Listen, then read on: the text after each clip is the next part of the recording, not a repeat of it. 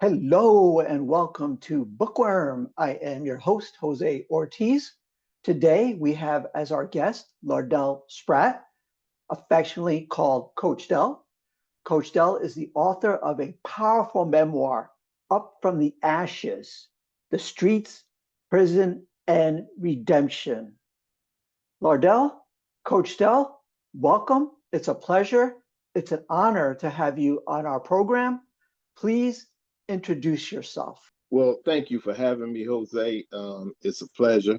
Um, so, a kid, man, just basically kind of summing it up, a kid from Detroit, West Side, poorest neighborhood, um, product of a broken home, no father, mother had substance abuse issues as well as severe mental health issues. So, sustained a lot of beatings, a lot of abuse, neglect, fell into the system for a while, mental health as a child, diagnosed post-traumatic stress disorder.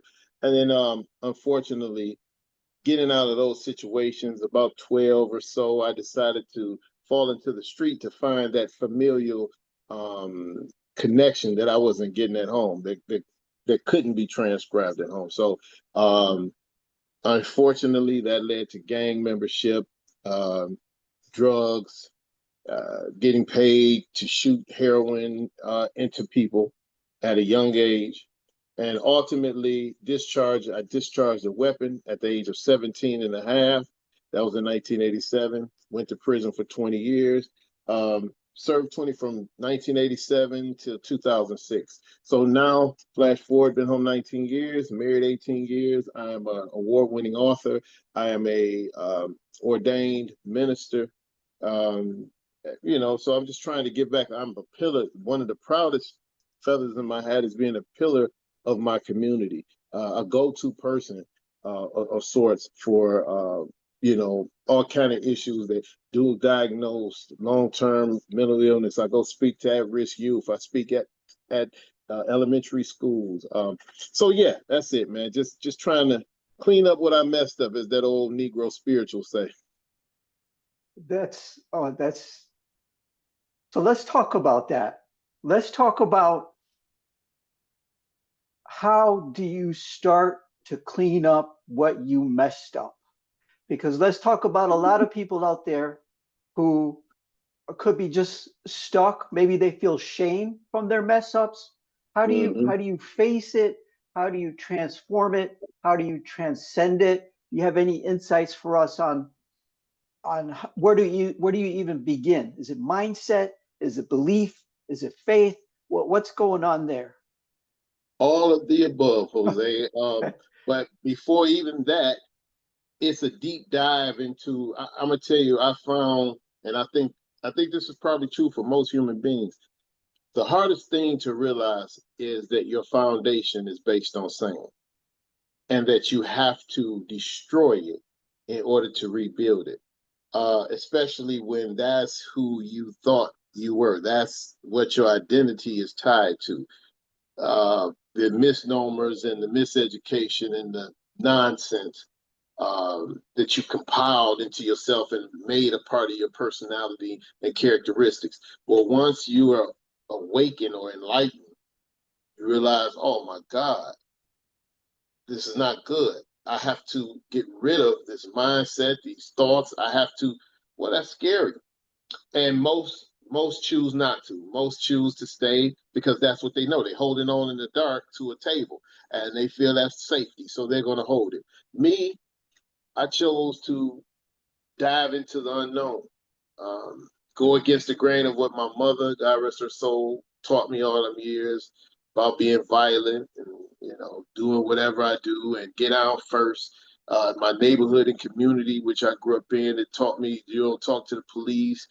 You don't, you do unto them before they do unto you.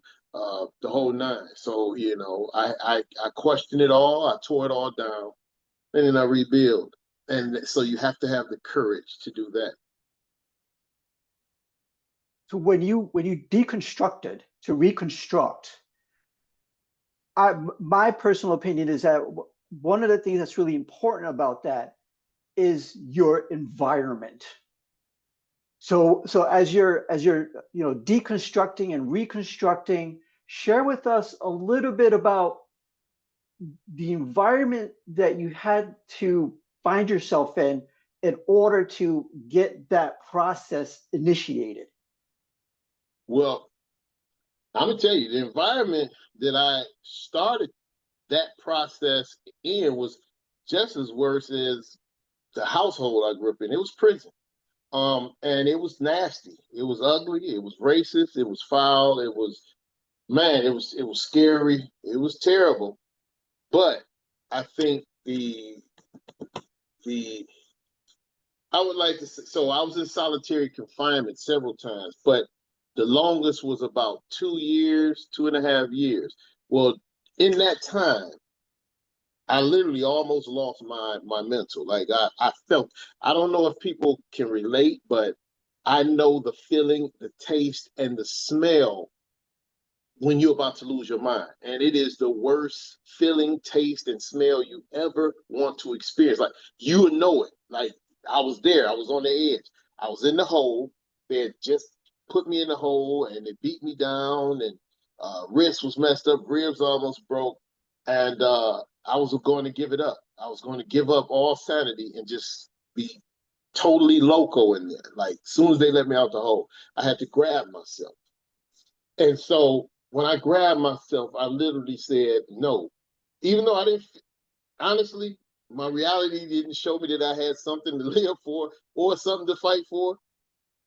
But I just said, no, I'm not giving up. I'm not going to give up like that.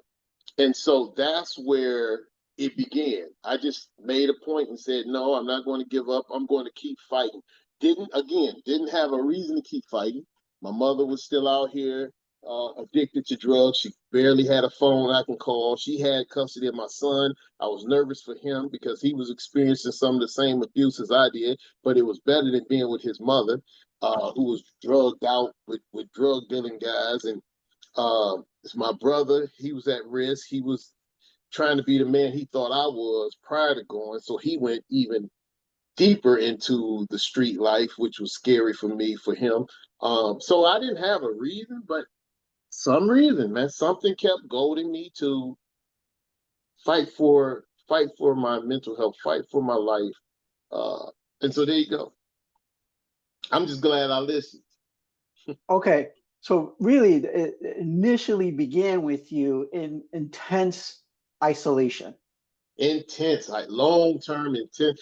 And I think the reason why I say that's a blessing, and I really wish, and this is gonna sound crazy, I wish the average person in society could experience at least 6 months where they don't have to worry about paying bills. They not necessarily in the hole, but the experience of being able to shut off everything in so-called reality and really focus intently on self. That was the gift. They thought they were breaking me, but what they did was they gave me an opportunity to go inside self and really take an evaluation of what was going on in there. Look in my tool shed, my spiritual tool shed, and that, yeah, no question about it. So that actually that actually was my saving grace. But for you, what I sense is that there's something. Maybe we all have it, but with you, there may have been something unique because in that situation that you're in, a lot of people either would have collapsed, would have maybe went crazy, or they would have just come out and kept living their life. But there was something about you that transformed in that situation. I'm gonna tell you, Jose, that's a good observation, man. You a deep dude. Uh, well, I'm gonna tell you, this was funny, man. So growing up in the neighborhood, I grew up on the west side of Detroit. They call it the number streets, or AKA the bucket of blood. So growing up, I was bathed in. I always make a joke and say I was raised around wolves and gorillas because everybody there, we were so poor, there was no opportunity. So the whole thing was street life. The officers used to come through. They just assumed everybody's on street life. They call them stress officers or Big Four back then, and they was just whooping tail, robbing you. They didn't have any regard for the people there, so we didn't trust them. It was all about man on man. You take what you can take, and so. But for some reason, I would not hurt an elderly person, a woman, or a child. I don't know what, because I've seen guys do it all day long. I had a moral compass that was not taught to me. It was inert. And you're right. That gave me almost a edge when they put me in that whole situation, that fueled, and that's what helped the change. You actually covered your moral compass in your book. I remember reading about that when you're evaluating who you are, when you're remembering who you are.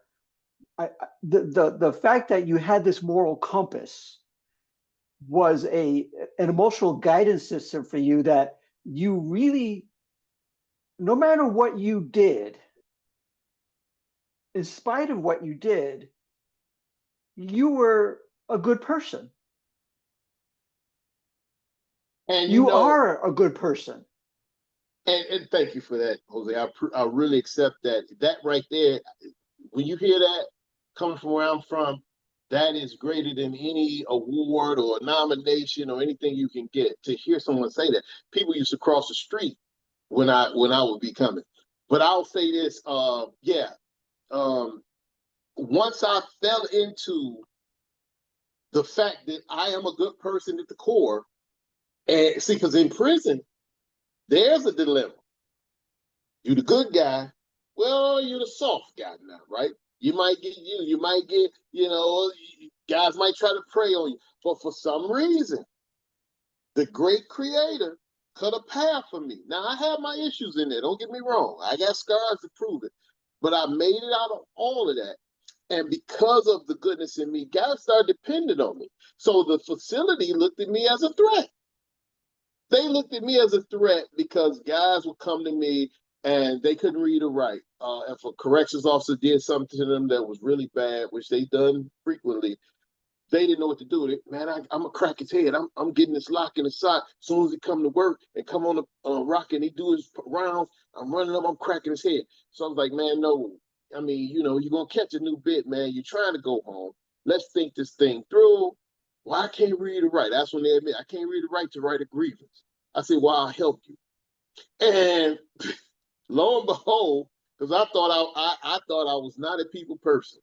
Lo and behold, I'm a people person and natural social worker. So guys just start calling me good brother. And so that, once I fell into who I truly am, it all started falling together for me. With that, let's go to in your book, you talk about an aha moment. Yeah. And Yeah. if you don't mind sharing a little bit about the aha moment, because I think that's huge. Yeah. Yeah. That was around the time where I almost lost my life in prison. And I was in the hole. I found myself in the hole again. The officers couldn't stand me. I was in level 5, Marquette, Michigan. They have a prison there that has now been there. I'm thinking since the 1800s. It looked like a castle. It's a dungeon. It's level 5. I gotta say this too. This is how degrading they made it.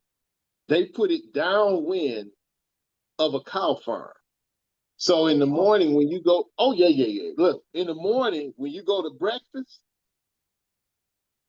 who can eat?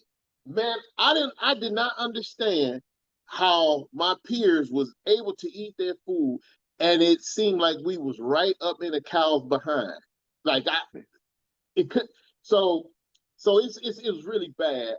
But so I would end up going to the hole, and while I was in the hole, this guy, man, this inmate, he was psychotic, and one of the inmate porters pushed some matches under his door, and he started a fire in it because the paint was that old school paint and it was flammable. He started a fire, so ultimately they had to evacuate everybody. But I almost lost my life as well as everybody else on the second tier because we were right next to the ceiling. So and I also start opening the windows so all the smoke billowing up.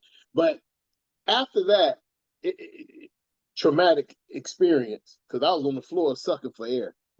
I said to myself, I said, I know that you haven't brought me this far to die on the cell of a prison cell floor. How does everything I'm learning about myself accumulate to just this? I mean, it's possible, but I just couldn't see the rationale behind it. And I hear the doors open, they cuff me, they drag me out, take me to the infirmary, me and about 7 other guys to get some oxygen. And that's when I realized, I said, man, I'm trying to fight these people from within their system while in the system stuck. Makes no sense. I said, man, it's time for me to give up this fight, to focus on getting out of here. Now, again, I still didn't have anything to go to. But I started feeling like, hey, sleeping on the park bench is better than this. Wow. And so that was my aha moment, man. I could not allow myself to die in there without my life meaning something to someone. All right. So let's talk about a little bit about the transition of you were able to get out. You were able to That is a miracle in of its, man. When I tell you, I didn't go too deep with it in the book, but I didn't really go too deep into. I could have made this book way longer. I purposely made it short because people don't really like to read much nowadays. But man, just that alone, if you want to see a miracle, just that alone, my being able to transition out of penitentiary, officers lost bets on me. Oh man, they lost bets. How I know? I called back in there to one of the deputies who seen me grow up. She said, Mr. Spratt, she said, you know, people lost bets on you. I said, what you mean? She was like, they was betting that you first wouldn't get out, and then you'll come right back in 6 months. I see. Wow. So yeah, transitioning out was a miracle and a half. I got put out of assault of offender therapy. As you know, I had a second-degree homicide, felony firearm, unfortunately, and my actions caused someone to lose their life, unfortunately. And part of the reason I wrote the book was to it's kind of like not an apology to the family because I can't communicate. Now I've been home 19 years now, but I still don't communicate. I don't go over to my old neighborhood. I'm just wiser now. You know, I'm closing in 57, closing in on 60. But part of the reason I wrote the book was to offer the family a glimpse into my mindset as an ignorant, impulsive, over emotional young man who didn't have a father in his life to teach him how to control those enraged emotions, who had people, including his mother in his life, who said, handle your business when it come up. You don't call the police, you handle your business. So literally brainwashed into criminality and not, so there was no way I could have made a right choice in a bad situation. It would always been a bad choice. And so that's part of the reason I wrote the book, as an offering to them, not to say I'm sorry and understand and forgive me, but to understand my mindset. Yeah, man. So getting out, they put me out as sort of offender. I got flopped several times. And lo and behold, the parole board made a decision to allow civilians to sit on the board 1 year. And went in there, man. It was my time to go during that time. And this African American woman was sitting in there too, Miss Sampson and Miss Roberta Tinsley Talabi. I'm sorry, Miss Hardman. That's her sister, Alberta Tinsley Talabi. Miss Hardman, Artina Hardman. She was sitting on the parole board. They're both in there, African American women. So when I walk in, I'm like, oh my God, I might have a chance, right? Because up to that point, it was people that didn't look like me and didn't come from where I come from. They couldn't understand. So I sat down and but what kind of threw me off was that file. My file was pretty thick. I'll say about 4 inches thick. thicker than most. And so my pessimism started creeping back in. And she said, Mr. Spratt, I'm gonna tell you, we looked at your file. We looked at all the misconduct you got here. We looked at everything. We looked at your case. She said, I feel as though you're only still sitting here in those Michigan State Blues, not because of your case, but because of the file, because of your conduct. I said, ma'am, can I explain something to you? Please. She said, yes, by all means. I said, that file does not represent who I truly am. That file represents who you are expected to be in this environment. If somebody bumps into you here, you have to address it. And once you address it, oh, something gonna happen. So I said, I apologize. I am not a predator, but I'm definitely not a prey. I cannot allow someone to get away with anything in here because then my life is on the line. So she understood that, man. But that was like, whoo, yeah. Sorry for talking that long, but No. This is wonderful. I mean, this, you know, we need to hear this. This is real. This is raw. yeah, oh yeah. And This guess is, what? Guess what, Jose? So she gave me a parole. She gave me a parole. She said, I see that you got put out of a sort of offender in level 5. I said, yeah. I said the gentleman just did not like me. Um, I don't know what was going on. He just said he didn't like me and he put me out of a sort of offender. Now in Michigan, Department of Corrections, if you have a sort of case, you have to finish AOP, a sort of offender therapy. If you don't complete it and you only get one shot, here's the kicker. This is why I say the miracle. You only get one shot at it. If you don't complete it in that one shot and you get a bad report, you're done. Like what reason do they have to release you with a sort of case? He put me out and wrote a terrible report. I got flopped about 2 or 3 times after that. And then that's when I seen them. So she looked now, and when I seen them, they sent me down from level 5 back to level 4, Jackson prison, for physical therapy because the officers had beat me down so bad in Marquette in the hole that my back was messed up real bad. So they had to send me down for physical therapy. So while at physical therapy, I see this little bitty lady. She looked like Albert Einstein, little bitty Jewish therapist. And I stopped. I said, because she looked so intelligent. I said, excuse me, ma'am, what do you do here? Because I'm heading to the control center to get my property. She said, well, I'm the sort of offender therapist here. I was like, oh, yeah. She said, yeah. I said, listen, they put me out. I feel it was unjustified. I've been flopped several times because of it. But then the therapist himself caught a case.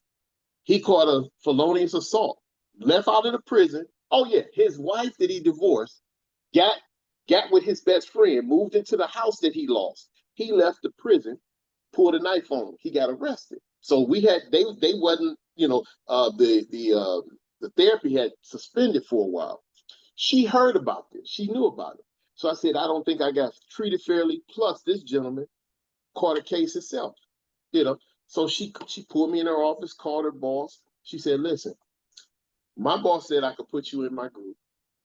That means you're going to stay here until you complete. I said, thank you very much. I end up getting a medical hold. I stay, get back in the group. So when I see the parole board, the first thing Ms. Hardman says, I see that you back in a sort of offender therapy for the second time. I said, yes, ma'am. She said, that's unheard of. I said, I know. She said, so what do you have to say about that? I said, favor ain't fair. I am grateful and I will complete. She said, well, once you complete it, send me the report and I'll make my decision. I'm going to hold it in the abeyance. I said, yes, ma'am.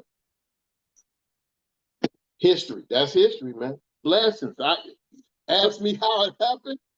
I couldn't tell you because I ain't no special type of person.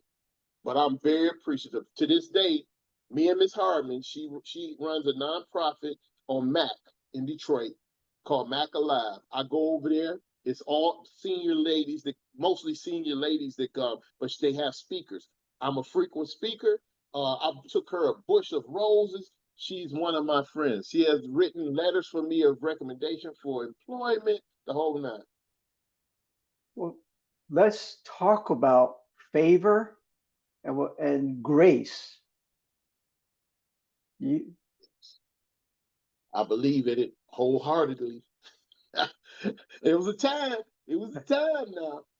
Because growing up, my mother would always, whenever she do her drugs, and right now it gets me choked up thinking about it. The room would be dark, really dark, where she's sitting in the front room, and I'm walking around trying to be quiet so I don't trigger her, and I'll see that light, that tip of something, whether she was smoking hash or whatever she was smoking, cocaine on 50 was or whatever she was doing. She'll be in there and I'll see that light and it's dark in there and then she have her music playing. I'm like, oh my God.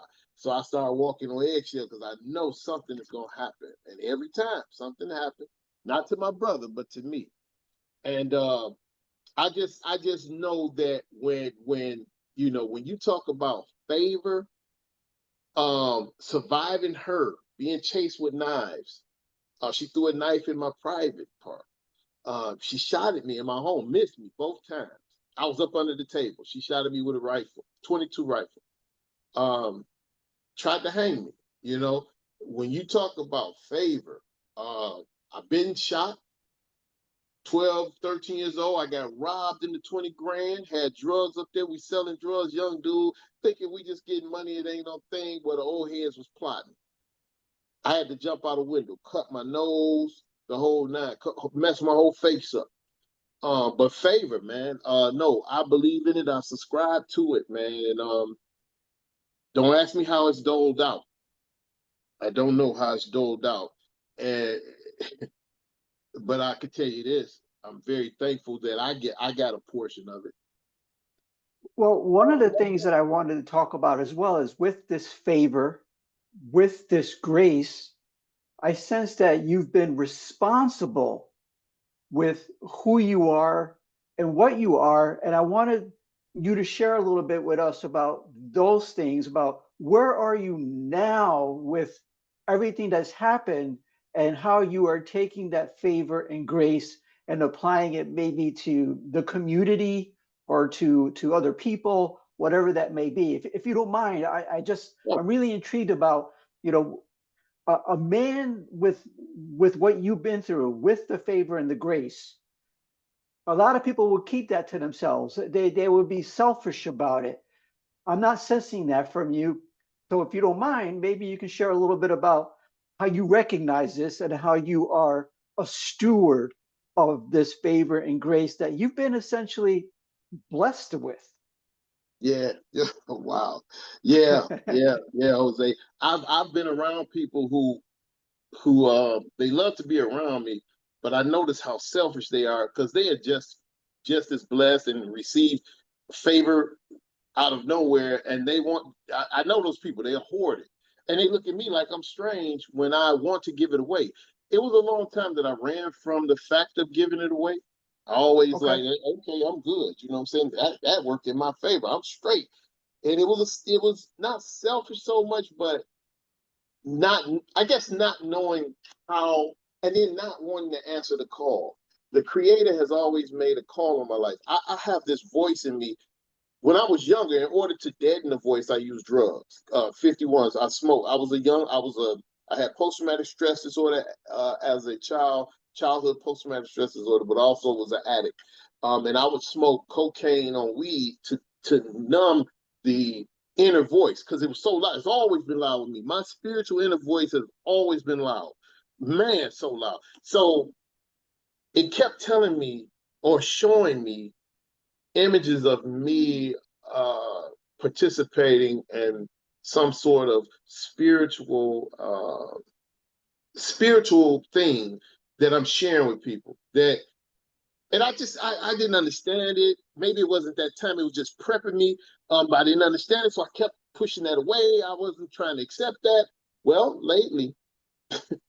lately, and I'm closing in on 60. I understand the voice was loud and clear, and I got emotional. I get emotional now thinking about it. I was in my bed. I had to wake my wife up. I said, I understand what the Great Spirit want me to do. And it wants me to get into a fellowship, to initiate a fellowship, purely spiritual, not religious, purely spiritual, and bring it to the people. and share the spirituality, the words of Yeshua, the words of the Christ, not necessarily the rest of the Bible, because the most important meat of it is the words and the teachings of the Christ, the one we call the Christ. Be a good person. Treat people how you want to be treated. Do not treat others how you would not want to be treated. So I became ordained in a non-sectorial ordination, so non-denominational. And so I'm now currently starting the Fellowship of Yeshua. I'm doing the paperwork now. And again, like I said, it's not really. So I was just at a panel, and they had one guy from the Nation of Islam. They had a person who was Christian, a high up person who was Christian, represent the Christian church.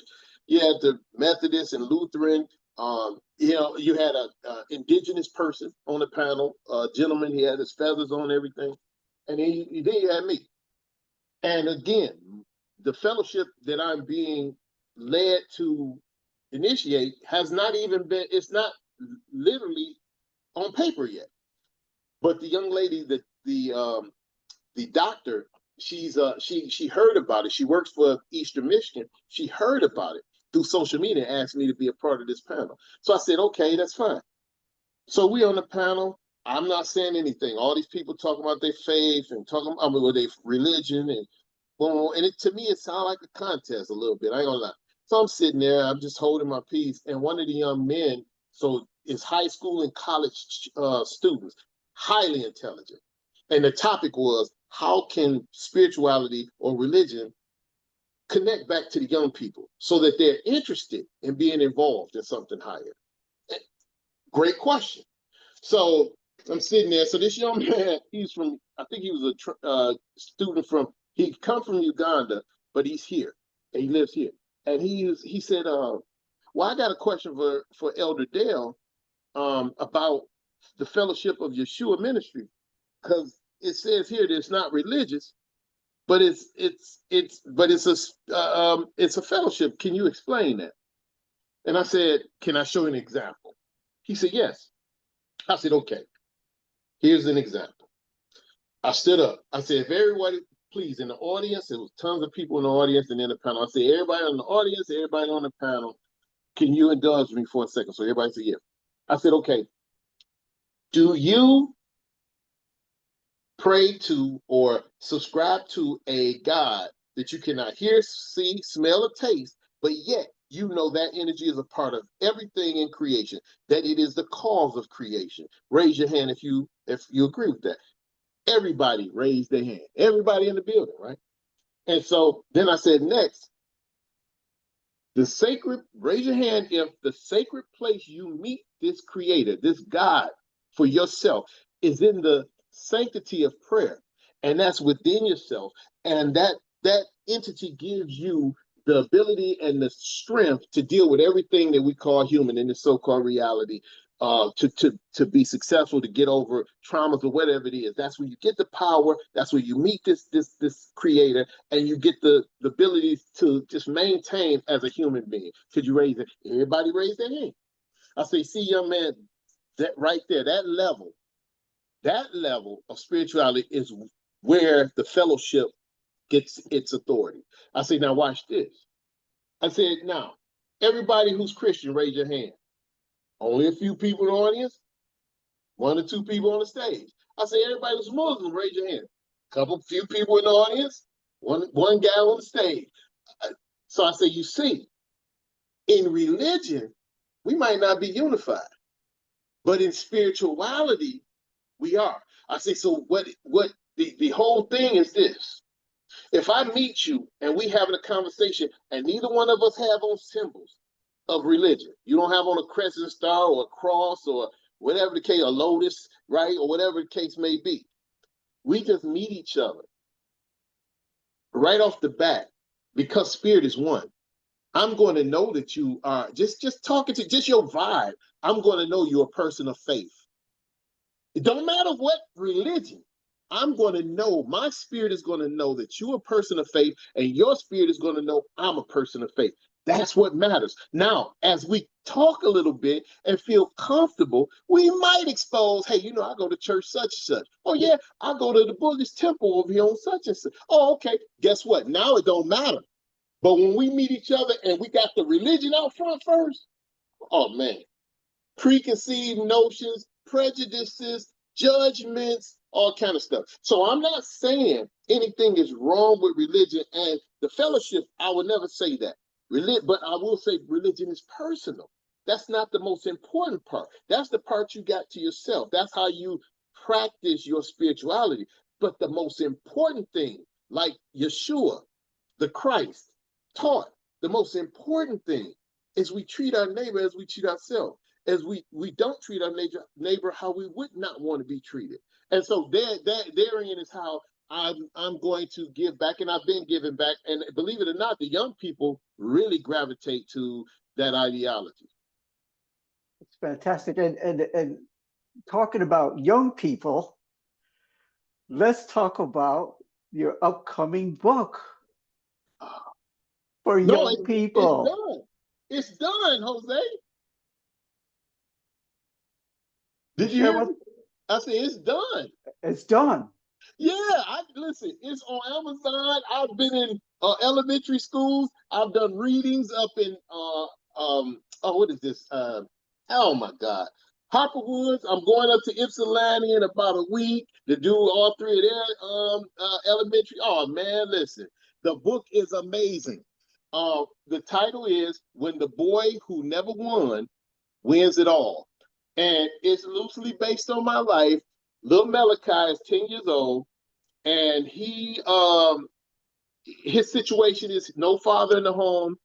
Mother is poor. I didn't go into the issues of the mother because it's a children's book, but she's poor and she can't afford to buy him the things that he see other children enjoy: new bikes, new clothes, new shoes, skateboards. So on the cover, you'll see him daydream about other children enjoying things that he wish he had. So every day he's walking back and forth wherever he's going, school or just to the store for his mother, just looking sad. Until one day, one of the matriarchs of the neighborhood, because when I was growing up, older ladies used to sit on the porch and watch the community, you know. And so Miss Hattie seen him one day and called him over because she kept, she seen him just always looking sad. She called him over. She introduced herself. He introduced himself. And she said, "Well, Malachi, why do you always look so sad?" And he said, "Well, it's because my mother can't afford to buy me the things that other children have. And I just feel left out and it makes me feel sad." And she said, "Well, can I show you or tell you what true wealth is?" And he was like, "Yeah." And she began to explain that true wealth was loving self, being respectful to self, being respectful and loving your family, then spreading that respect, love, and sense of community into the community. That's what makes you rich. So he was like, wow. So if I just treat people nice and loving and that'll make me happy. She was like, yes. And so from that point on, he started you'll see him, his head was up, he smiled. Now, his condition didn't change. He was still he was still poor. He still didn't have the material things he thought he needed. But what happened was there was a mind shift. That's the most important thing, because more than likely, with that type of mind shift, Malachi will grow into a positive young man, ultimately a positive man, get the education he needs, start that business or get that job that he always wanted, and he will be able to get some of the things that he thinks he wants, right? Take care of his needs and some of his wants. But it starts with, no matter where you at, a positive thought. And I'm telling you, man, you will be surprised from first grade to fourth and fifth grade. Those are the age groups I do the readings with. They catch it right off the bat. He had a change of mind. I was like, wow. So they videoed me with one group, man. It was just amazing. So thanks for asking. Well, what I'm hearing is that you instilled what shifted you, which is the golden rule. You were able to take that message that you applied in real life and that you discovered a little later And if you can take that message and drop it into the youth, maybe you're going to be able to, not even maybe, you will be like transforming and transcending lives before it's too late. Yes, sir. Yes, sir. Or maybe someone will get the message, but it'll be a little bit later, like you.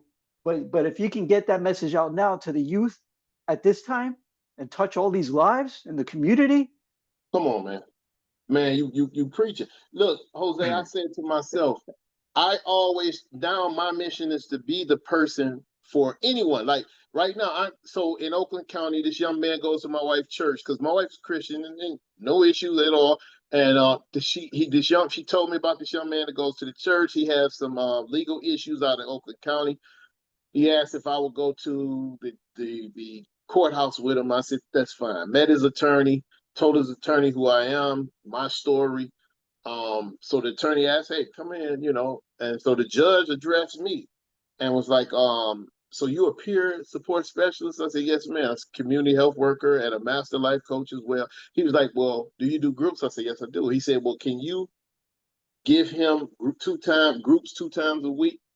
I said yes, and no charge. I would definitely do that. So I do that right now. Report back to the probation officer and the court. Don't get paid for it.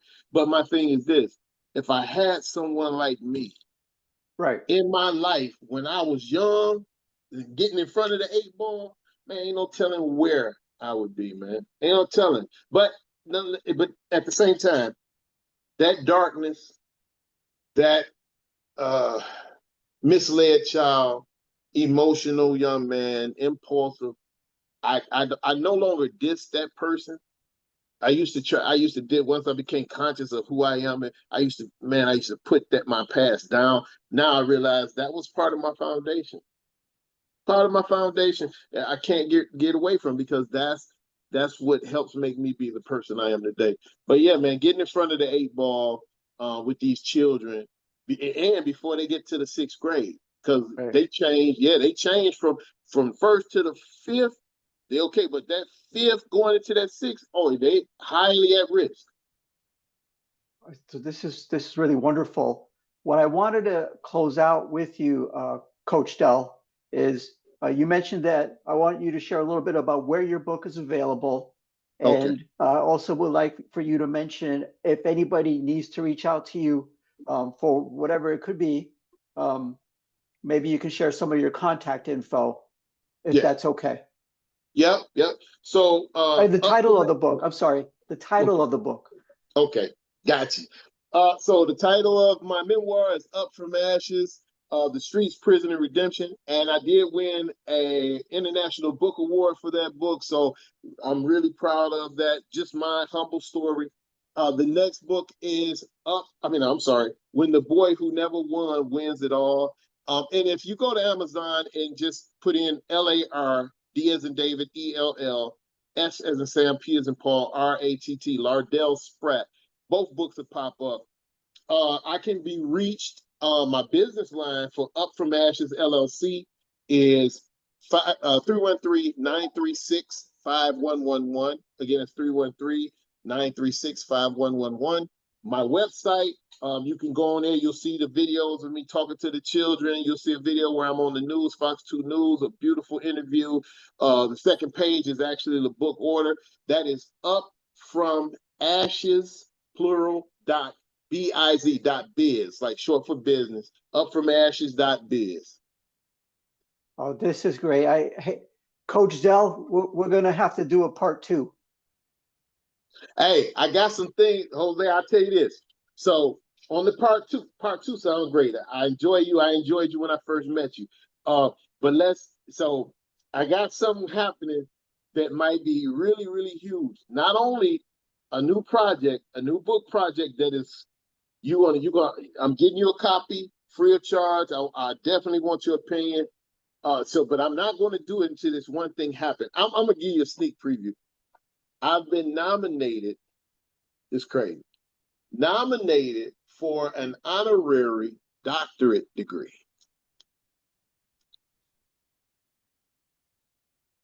Oh, crazy, man. crazy. So my past supervisor, she was like, man, I love what you're doing. You're authentic. You there. You're showing up for the homeless. You're showing up for children. She was like, I wanna nominate you. She sits on one of the high boards or something at the university, and I'm like, wow. So I'll keep you posted on that. So it's a nomination. There's a board that decides with your body of work if you're eligible or worthy of this award. So hopefully I'll be getting back with you because I'm saving this other book in order to be able to put doctor in front of my.